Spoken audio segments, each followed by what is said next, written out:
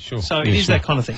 Now, last week we had this question, Trev, from a caller about what tech purchases you can and can't claim on your tax. Now, as the laws have recently changed, we thought we'd get someone on who definitely knows what he's talking about. Is Mr. Taxman himself, Adrian Raftery, and he's on the line. G'day, Adrian. G'day, Tim. G'day, Trevor. Hey, Adrian. Good, mate. Thanks for coming on. Now, what were the old rules, and what could you claim on your ABN in the old regime? Well, I guess under the old regime, you could claim just purely the depreciation of if you bought a computer, and it's generally over about three or four years. Yep. A few years ago, they introduced for small business owners, if it was up to $1,000 a new asset. So if you were able to get a computer under $1,000, which was probably rare a few years ago, you could write that off immediately. Yep. Now, 2 years ago, almost 2 years ago now, the federal budget, they announced, in the 2011 federal budget, they announced a change to that depreciation benefit for small business owners, where they increased the threshold from $1,000 up to $6,500. It's a lot of money to spend on computer hardware.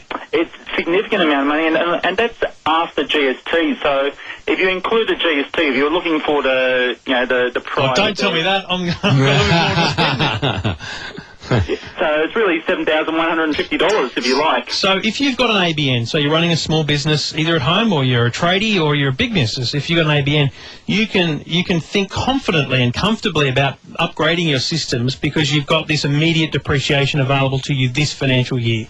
You do just a slight thing there. It's not just ABN, it's ABN people that are in small business. So if your turnover is under $2 million a year, so a large business, that's beyond that, they don't get the same tax concessions as what small business. Fair enough, nor should they. I think they found enough other deductions along the way. Yeah, Adrian, the caller last week, the $6,500 for ABNs was a really important thing I wanted to get across to people. And we'll talk about it again coming up to tax time, but remember you don't have to wait until June. You can start buying things now, and they're claimed in this financial year. But the caller last week was an interesting one. It was a mum, and she needed a new computer for her son, and the question I said to her was, I have a memory of there being some sort of claim you could make as a parent.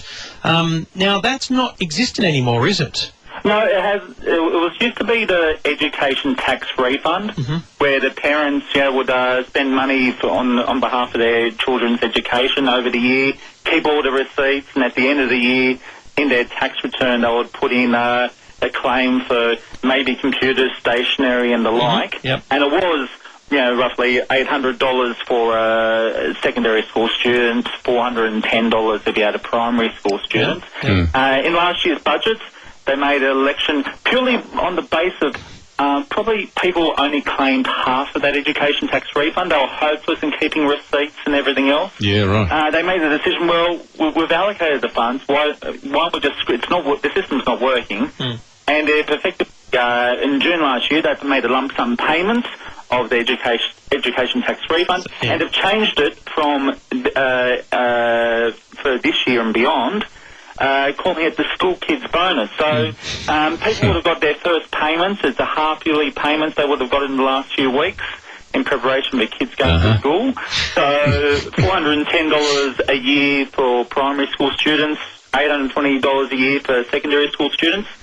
Now, the good thing is people get the money and have to show the receipts, which means they could spend it on absolutely anything. I'm sure a few credit card debts have been hit with it. But I guess the moral obligation is, if you're getting money for your school kids, maybe you should actually put it into their education and wouldn't be a bad idea. And get something to help them along the way. And I guess you guys know better than anything, technology is probably the best way. That's the one for the kids to learn a little bit more. So whether it's your and they're pretty well the price points now are probably a lot cheaper than what they were a few years ago when I said, it was hard to get anything under $1,000. Now you probably can get, your Ultra books and your... Oh, my word. And all your, lots of things under $1,000 now. $500 and thereabouts now these days as well. Now, mate, just quickly, should your average accountant be aware of all this, or where can people go to get more information on what they can claim and can't?